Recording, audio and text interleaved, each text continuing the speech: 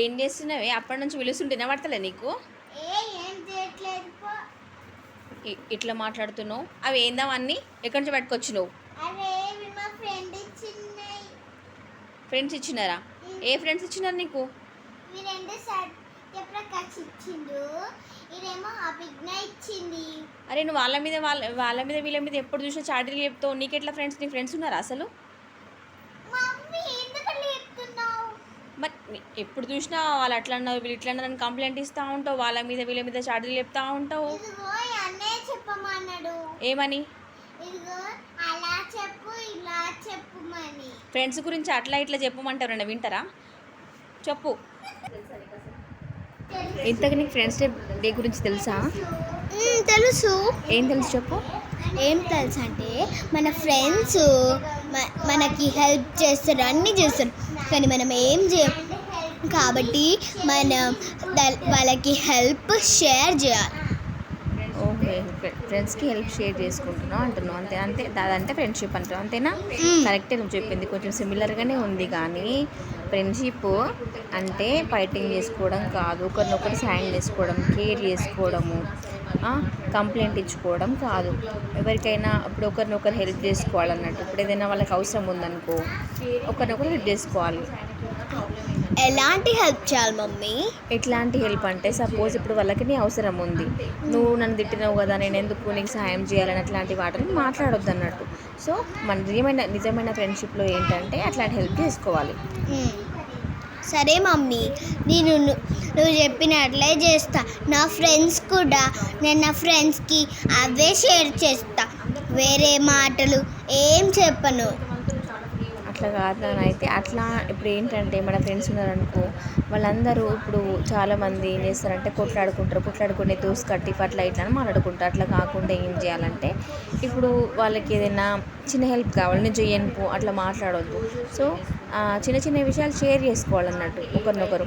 Friendship అంటే ఏంటంటే ఇప్పుడు ఫ్యామిలీ కావచ్చు, నేబర్స్ కావచ్చు, ఇంకెవరైనా కావచ్చు. సో వీళ్ళతోని మనం చనువుగా ఉండి మనం ఏదైనా సరే మన ప్రతి చిన్న విషయాన్ని షేర్ చేసుకుంటాం కదా. సో అది ఎవరైనా కావచ్చు, మన ఫ్యామిలీ మెంబర్స్ కావచ్చు, నేబర్స్ కావచ్చు, వాళ్ళు ఫ్రెండ్స్ అన్నట్టు. కానీ ఇప్పుడు ఇప్పుడు వస్తారు, వాళ్ళు మనకి డర్టీ ఫెలో, స్టూపిడ్ ఫెలో అని చెప్తారు. మనం రివర్స్గా చెప్పొచ్చా మమ్మీ?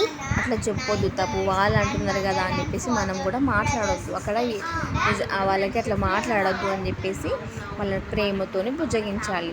ఫ్రెండ్షిప్ అంటే అది ఒకరినొకరు తిట్టుకోవడం కాదు, ఒకరు తగ్గాలి. ఇప్పుడు ఇద్దరు కొట్లాడినప్పుడు ఇంకెవరైనా కోపంగా అన్నప్పుడు తగ్గి ఎక్స్ప్లెయిన్ చేయాలి, ఇది ఇట్లా అది అట్లా అని చెప్పాలి. చెప్పినాక అయినా అర్థం చేసుకోకపోతే పెద్దవాళ్ళతో మాట్లాడించాలి. సరే మమ్మీ, నువ్వు చెప్పినట్లే చేస్తా. Happy friendship day mummy. మళ్ళీ ఒకసారి హ్యాపీ ఫ్రెండ్షిప్ డే నాన్న. కాకపోతే ఏంటంటే ఫ్రెండ్స్తో కొంచెం జాగ్రత్తగా వ్యవహరించుకోవాలి, కేరింగ్ ఉండాలి. ఫ్రెండ్స్ పట్ల అబద్ధాలు ఆడొద్దు, నిజం చెప్పుకోవాలి. సో ఫ్యామిలీ ఫ్రెండ్సే కానీ ప్రతి విషయాన్ని నువ్వు ఎవరితో షేర్ చేసుకుంటావు, సో వాళ్ళు నీ ఫ్రెండ్స్ అన్నట్టు. సో చాలామందికి ఫ్రెండ్షిప్ అంటే తెలియక అంటే ఇవి గిఫ్ట్ ఇచ్చుకుంటేనే ఫ్రెండ్ అట్లా అని అనుకుంటారు. అట్లా కాదు నాన్న, సరేనా? సరే మమ్మీ. సరే కానీ నాకు ఒకటి డౌట్ ఉంది ఇందులో. ఏం డౌట్ ఉంది?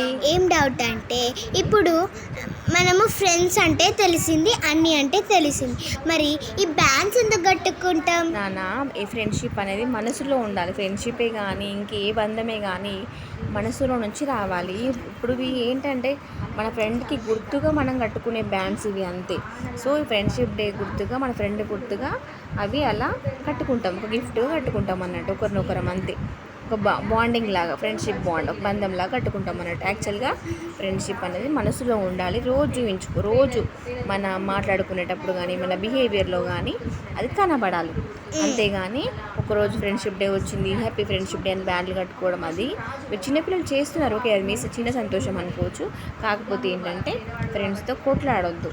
వాళ్ళకి ఎప్పుడైనా ఏదైనా చిన్న అవసరం వచ్చిందనుకో కేరింగ్గా ఉండాలి, హెల్పింగ్గా ఉండాలి. మరి చిన్న వాళ్ళే కట్టుకోవాలి కదా.